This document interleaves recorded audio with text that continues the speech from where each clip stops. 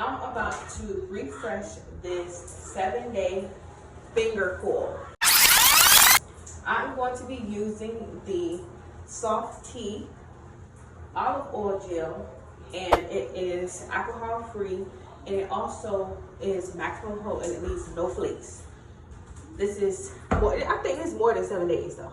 It's more than 7 days. So what I can say is that it doesn't hold like a braid gel or a edge control, right?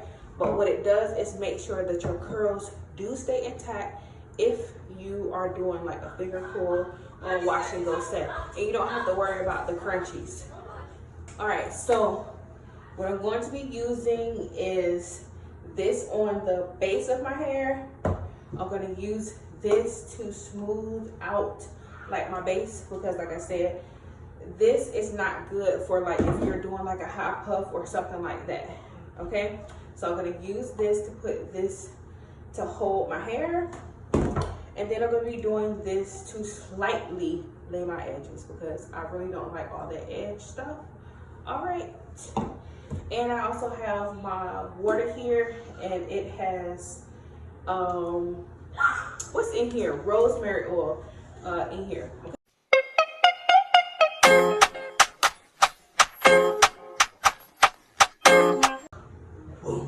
All right, so I'm going to be fluffing it back up just a little bit. So I'm going to use my Conair 1875 blow dryer, and I'm going to be using my wide tooth comb just to lift just a little bit, because I did sleep on it last night and it did kind of smush back down.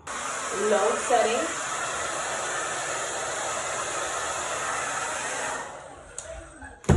Always spray your hair first, so you won't be stretching and pulling at your hair and breaking your hair. Okay, so make sure it's good and saturated. All right, and put just some in here too.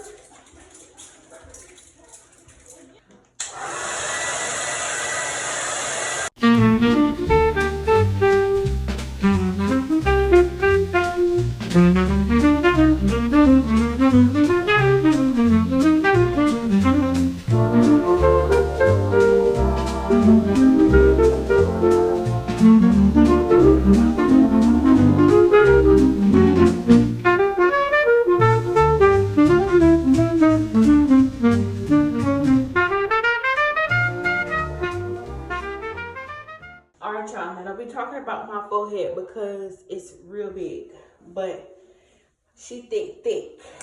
She thick. Hey, I absolutely love my babies.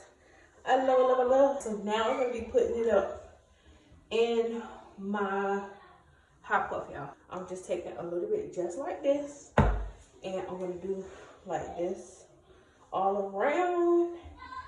And this does not leave a cast, so I'm extremely grateful for that. I'm gonna go back with a little bit more water and spray it all around. All right, so I'm gonna be putting this around my head because I cannot find the actual hair holder that I had for this.